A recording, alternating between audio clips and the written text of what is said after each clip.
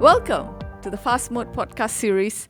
I'm Tara Neil, and with me today are experts from VIAVI Solutions and Rohde and Schwarz, who join us as part of our exclusive editorial segment on Open RAN. VIAVI Solutions is a global leader in communications test and measurement and optical technologies. VIAVI enables customer innovation in industries ranging from communication networks, hyperscale and enterprise data centers to consumer electronics and mission-critical avionics, transportation, aerospace, and anti-counterfeiting systems. Rohde and Schwarz is a global technology group striving for a safer and connected world. With its test and measurement, technology systems, and networks and cybersecurity divisions, the company creates tomorrow's innovations today. So joining us today is Eric Probstfield, Senior Director, VALOR at VIAVI Solutions. Eric leads the VIAVI Automated Lab as a Service for Open RAN, otherwise known as VALOR program at VIAVI Solutions, which was awarded $21.7 million in funding by the NTIA Public Wireless Supply Chain Innovation Fund, known as PWSCIF. Over his 25-year career, Eric has worked in a variety of executive roles across manufacturing, program management, operations, business unit, government funding, and R&D with multiple technology companies. Hi, Eric. Hi, Tara. Thanks very much for having us. Great to be here. Next, we have Ian Wong, Senior Director, RF and Wireless Architecture at VIAVI Solutions. Ian leads RF and wireless technology strategy, architectures, and standards at VIAVI Solutions. He is the co-chair of the Test and Integration Focused Group, TIFG, in the O-RAN Alliance, and VIAVI's representative at the full member and steering groups of the NextG Alliance. How are you, Ian? Very good. Thanks for having us. And from Rohde and Schwarz, we have Alexander Pabst, VP of Market Segment Wireless Communications. Alexander is responsible for driving the strategic direction of the wireless technology product range at the company. Before his current role, he was Vice President of the Systems Group within the Test and Measurement Division, launching a full range of 5G over-the-air test solutions. Welcome, Alex. Thank you very much, Tara. Thank you for spending your early morning with us. And lastly, we have Gwyn Bernot, Business Development Manager at Rohde and Schwarz. Gwyn is responsible for addressing customer needs in collaboration with a vast team of experts in Rohde and Schwarz. She brings over 25 years of experience in the testing industry in technical, commercial, and operational roles. Hi, Gwyn. Hello, Tara. Thank you so much for having us. Yep, it's my pleasure. And I think, welcome everyone. I think we can start with our questions today. So the first one, I think, Gwyn, probably you can take this. Is testing more critical in Open RAN compared to conventional RAN? And if yes, why? Well, I think that testing is critical in both. I think the way we go about testing and the complexities of the partnerships involved make it very different for Open RAN. We have many different vendors that are needing to work together at early stages in their development. So the type of test system, the type of test laboratories, such as VALOR that we'll talk about later, the need for those third-party laboratory systems are more critical in Open RAN than in single-source architecture. Mm-hmm. And Ian, do you want to add to that? Yeah, just to chime in, I mean, it's, both are obviously testing is critical, whether it's Open RAN or let's call it traditional RAN. But I would say Open RAN presents additional complexities because, again, there's interoperability that needs to happen between the component vendors. And obviously, there's also a variation in terms of maturity of different vendors. So there is definitely a lot more, let's call it complexity and also difficulty in a lot of cases. I think it's also different because you are bringing together different manufacturers. So under single source architecture, frequently the same company, the same structure, the same teams are working on a single solution, where now you have to bring in teams from different companies, different locations, different countries. I think it makes it a very complicated venture to go into testing an end-to-end solution, or even the pieces parts as they fit together. Yep, yep, totally. So, looking at the implementation side of things, what are the most pressing challenges vendors and manufacturers face in the development and commercialization of Open RAN radio units? I think maybe Alex can take this question. Thank you, Tara. Looking at O-RAN, it showed a tremendous development with greenfield deployments, starting with Rakuten, Dish, and 1&1 in Germany, for instance. And over the last years, we were able to witness also impressive increases in the integration levels of processors, even down to complete system on chips of radio units, making it easier for the infrastructure vendors to develop new stuff. The overall industry slowdown, however, in the network investments really took a big hit on the O-RAN growth curve, with customers falling back to the established players with introduced solutions supported by higher discounts. And O-RAN, as we already said, is a relatively new technology that requires real-life experience to mature, as Ian already mentioned. One of the big promises of O-RAN is the openness to be able to select the best vendor for a specific purpose. And this could mean performance, stability, security, energy efficiency, or total cost of ownership. And because of that, we have a wide variety of software and stack vendors on top of the hardware vendors. So as Win already mentioned, the interoperability and stability testing are very important, as well as the continuous integration and test to ensure also stability of new hardware and software releases moving forward. At the same time, O-RAN still needs to prove its performance against the traditional vendors, looking, for instance, at energy efficiency. And Ian, what's your take on this? Yeah, if I could chime in on, I guess your question on difficulty, or I guess challenges with Yes. ORU testing. I think the main difference, let's say, of ORAN is, the open front haul, which is the interface between the radio unit and the distributed unit, right? It's really meant for interoperability between vendors. And as kind of Gwyn alluded to, right, now you have a DU vendor, which is totally different than the RU vendor. And in fact, the front haul specification itself actually gives a lot of optionality, right? Especially around the management, for example, of it's called the M plane. I think that's one of the key challenges that we're seeing today is because of the larger space of optionalities, it becomes quite a challenge to achieve, first of all, interoperability. But even if you achieve that, then you have to satisfy the performance and in fact, the security of that interface. So I think that's kind of what we're seeing today is, again, in contrast to traditional RAN, where both sides are really controlled by the same vendor. Now you got to make sure that that interface between the RU and DU is interoperable, performant, and secure. Okay. So I think, the next question would be for So Eric. actually, Tara, if I could, I thought I'd just add one more comment on that.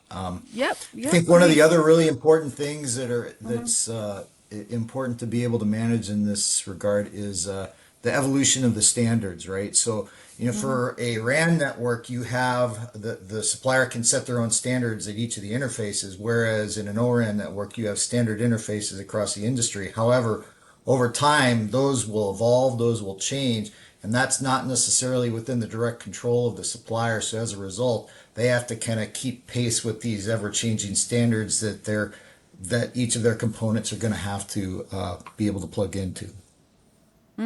Exactly. So I think one of the things that we wanted to learn about today is the VALOR program.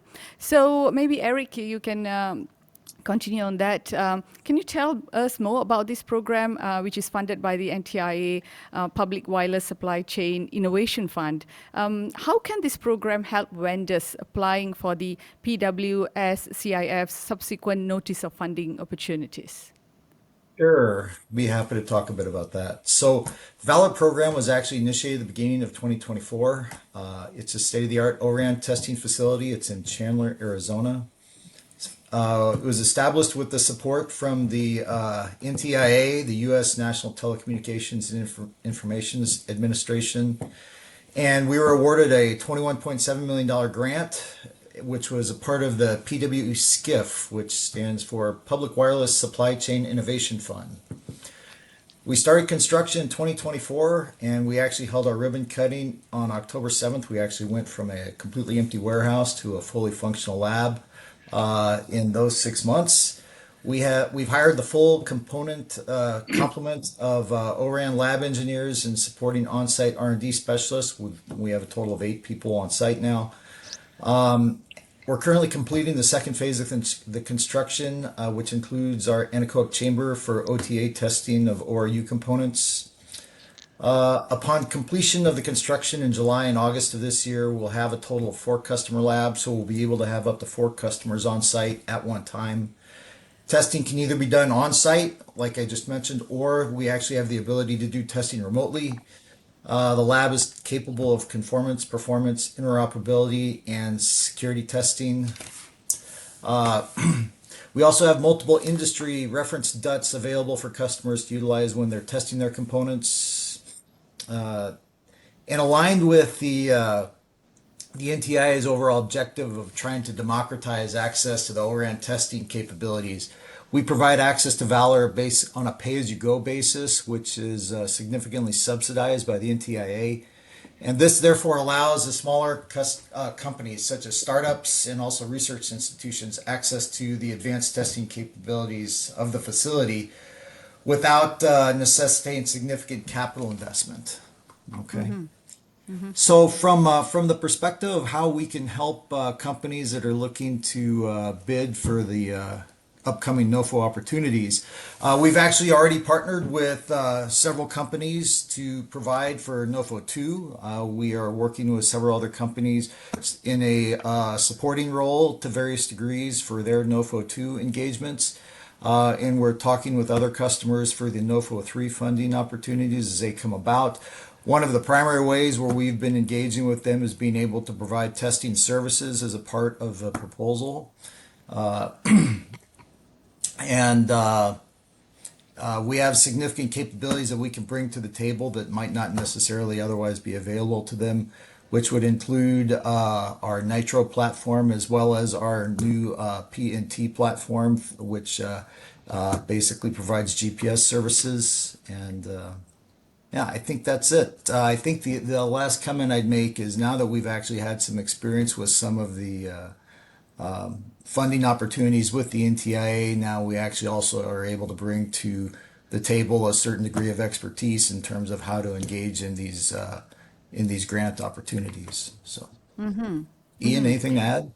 Yeah. I mean, the only thing I would add is obviously Rohde and Schwarz is a key partner of ours in VALOR. A lot of our RF testing capabilities actually comes from our good partner Rohde.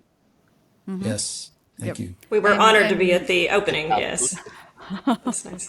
Yeah, yeah. And any advice, like based on your experience, you want to add to that? Yeah. Yeah, maybe, So, oh, did you want to go? go ahead, Eric. Yeah, finish off. Yeah. So let's see. Let's see. What I would suggest is there's some advice that I would probably suggest to companies if when they're going to bid for funding. And first of all, respond directly to the NOFO. Don't stray from what's requested. This is kind of a common problem with grant proposals. When engineers come back, they'll try and recognize, oh, this is missing, that's missing. If it's missing from the solicitation, there's usually a reason. Stick to what's asked for. If you don't have significant experience with grant proposals, I'd really encourage them to leverage the expertise of others, whether it's through a consultant. There's lots of consultants that do this type of work, or partnering with a prime that has a lot of experience in grants. The other thing I would also really encourage them to do is to engage regularly and frequently with the NTIA program officer that's assigned to their grant. Bear in mind that they're not just there to monitor the program, but they're also there to make sure that you're successful. The NTIA gave, when you win a grant, the NTIA has given you quite a bit of money. They want to make sure that that money is utilized appropriately and utilized well. And so to that end, these program officers are motivated to help you be successful, and they will help you do so to the extent that they can. Compliance, in particular financial compliance, will likely take more resource than expected, So if you haven't done grants before, make sure to allocate resources accordingly for that. The other thing that isn't always readily at the front of people's mind when they do these grants, but I would say look for collaborative opportunities with other groups, and that's both with companies and with other government agencies, and raise these to the program officer. The worst they can do is say no. But these act as a force multiplier, which really becomes a win-win, not just for your company, but for the NTIA as well. Because you can achieve more of your objective with less resources from your side. And it's also a more efficient use of the government's money because they're actually able to achieve not only the NTIA's objectives, but if you're actually working on another proposal that has some overlap to it, you can actually achieve some of that objective as well with those same funds. Like I said, it acts as a force multiplier. And then lastly, I would just point out that the NTIA is not the only government entity that has an interest in funding wireless-oriented projects, and so they should look at trying to explore other agencies as well. And Ian, do you want to add to that? Just quickly on, I think Eric has touched on a lot of things, but especially for NOFO 3 applicants right now, obviously we're in the thick of it. The deadline is in March, so a lot of fast and furious work happening, and NTIA has encouraged folks to partner with the previous winners of NOFO 1 and 2. So I think, and that's really why we're getting a lot of interest, obviously, for VALOR, because again, it is an open test lab that's ready to go. And for folks that need lab infrastructure, that needs the quality gear from Rohde, from VIAVI, it's there and ready to help. And Ian, while we are at that, can you tell us more about VIAVI solutions for Open RAN, specifically across validation, verification, and visibility? Thank you. Yeah, I mean, obviously at VIAVI, we've been in the test and measurement business for over 3 decades. I mean, it's a lot of our expertise lies in testing networks. And by networks, I mean all types of networks, right? From wireless to optical to cable to military type networks. And also, we also do that throughout the entire network life cycle, right? From early design to validation to verification in the field. And so, specific to Open RAN, we have the most comprehensive suite of emulators for every node in the Open RAN network, right? Obviously, when you break apart a network, every component needs to be tested on its own. And so our strategy is, typically called bracket testing, where in every node is wrapped around so that the node thinks that it's also talking to the rest of the network so that you can fully validate its performance. At the same time, we transition that expertise out to field testing, right? Once, for example, a radio unit is ready to be deployed, we actually have emulators that are field ready, that there's portable, that can test that radio unit in the tower to make sure that it's installed correctly and performing appropriately. And finally, we have, again, operator assurance solutions that is meant to really support operators that as they deploy, as they automate, as they optimize, provide visibility across the network and opportunities to really understand, let's say, where subscribers are. We have the leading geolocation solution, allows that to feed back to the intelligence needed to, again, optimize the networks of the future. I just wanted to add to that. Is it like an ongoing thing, or what's the frequency of the validation, the verification that you do throughout the life cycle? I mean, it's clearly it's ongoing, right? There's this trendy term now called continuous integration, continuous deployment, and continuous testing. And with the advent of the cloud and software and agility, testing is actually, in fact, like a lifelong process, which gives us some lifelong employment opportunities, which is good. But I think that's the reality, right? From the early stages of research all the way to when you're deploying, you're now ready for your next version. You're now ready for the next group of people you want to interoperate with. So, fortunately or unfortunately, right, it is actually a pretty continuous process. All right, excellent. I think, now we want to move to Rohde and Schwarz. So maybe Alex, you can come in at this point to share some of the unique benefits of Rohde and Schwarz test and measurement solutions for Open RAN. And also, maybe you can add on the upcoming innovations in the product roadmap. Yeah. So, Rohde and Schwarz, we are test and measurement experts for basically anything that has an RF frequency. So that could be cellular or wireless devices, radars, whatever. We've been for many, many decades market leaders and working with the infrastructure vendors on their classic radios. And we're now extending this to Open RAN. But to look specifically at the products and also in light of the challenges that we discussed here, I like to highlight maybe the PVT360A performance vector tester, which combines two transceivers with built-in switching and a hardware-accelerated measurement unit in only two height unit form factor, and thus is ideally suited for the integration and regression test that Ian also just mentioned.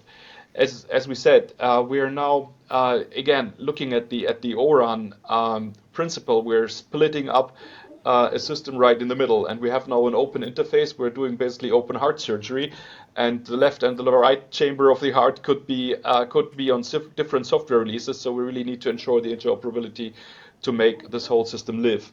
And this is why this CI/CD and continuous testing is extremely important. The other topic we've been looking at over the last years is last month actually, we were deep diving on network energy efficiency.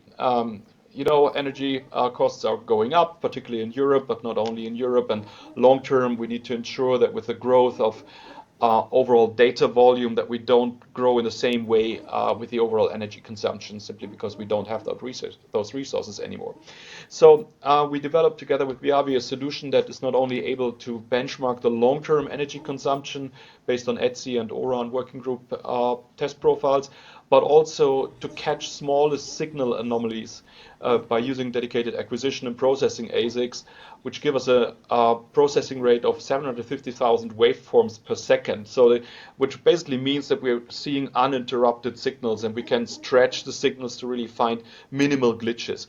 This is extremely important if you look again at the ecosystem in O-RUN, where you have different software vendors that might even provide you a layer 1 to your system on chip, and you might have 3 different layer 1s, and you need to be very sure that these layer 1s are not glitching and that you don't create spikes that might impact the lifetime of your equipment. Mm-hmm. And any innovations, in the next 1 or 2 years? Yeah, 1 or 2 years is good. I think the recent one is really on network energy efficiency. It's not such a high level of innovation, but it's something that really hits a nerve because we need to solve that. Otherwise, we're playing with our future here. Yeah, exactly. Well said. Okay, so what are the synergies do Rohde and Schwarz and VIAVI share?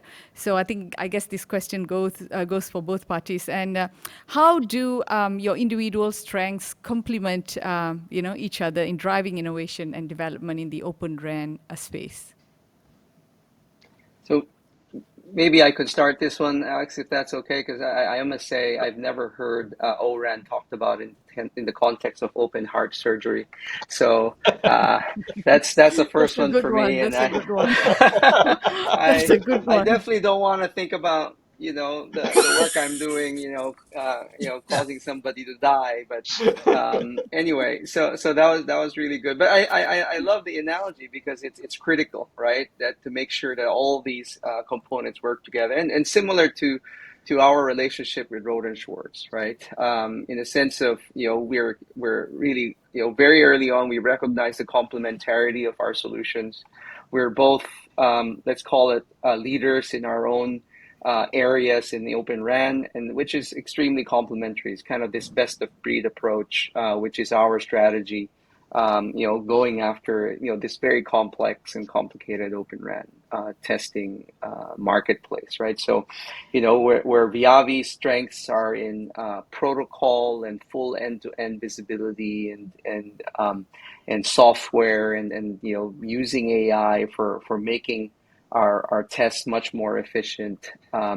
whereas Rohde comes in with again the number one expertise in all things RF and millimeter wave and all the future even higher frequencies than that and the new spectrum that's coming about in 6G. So I think it's almost like a match made in heaven, like the left and right ventricles of the heart. Well said. And maybe Alex, you want to, More love from my side. No, I think looking at Rohde and Schwarz, our motto is to strive for a safer and connected world. And really at the heart of that development is mobile communication. If we look at all the trends for digitalization, this is all fueled by communication. And mobile communication is one key element of that because the all kinds of devices are getting more and more interconnected. When we started with mobile phones for really telephony, these mobile phones are in the meantime mobile processors, mobile computers. The market is expanding into all these IoT devices with sensors. We're adding non-terrestrial network technology.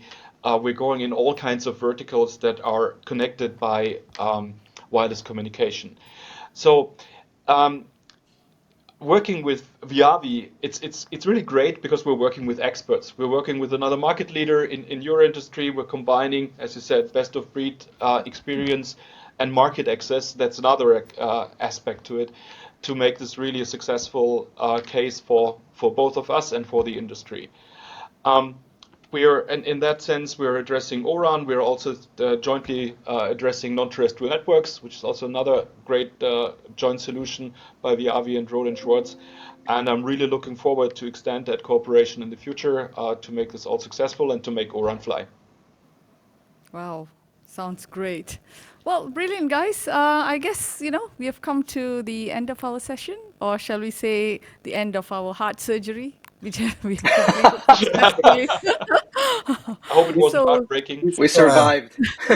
We survived. Real quick before we go, I was just hoping I could take a moment to thank the Rohde and Schwarz team because the extremely fast ramp that we had to do with VALOR and bringing this up, they've been a fantastic partner, and we really appreciate their support. We would not have been able to do that without their help, and they've just been great throughout the entire process. And I also want to take a moment to thank the NTIA for entrusting all of us collectively with trying to deliver on the mission that they have. I think that the mission that we all have here, which is to try and accelerate the innovation within the wireless space, is important. I think it's critical, and I feel fortunate that they've entrusted us with this mission. So thanks to the NTIA. So. Yep. Yeah, maybe I can extend this thanks also to VIAVI for giving us the opportunity to have such a reference platform in the US, being accessible to many customers, trying to help, as you said, small and medium enterprises to get going on the tracks of O-RAN. Wow. Okay. So great insights that we had today on Open RAN and also on the critical role of test and measurement, and also all the tips on the funding application and the advice. I think, a lot of people will find that very, very useful. So I think with that, thank you guys. Thank you for your time, for joining us today. Thank you, Tara. Right. Thank Thank you you, very much. Tara.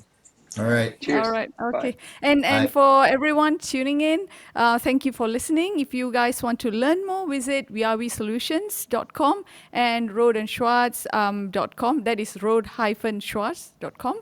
And the full URL will be in the description of this video.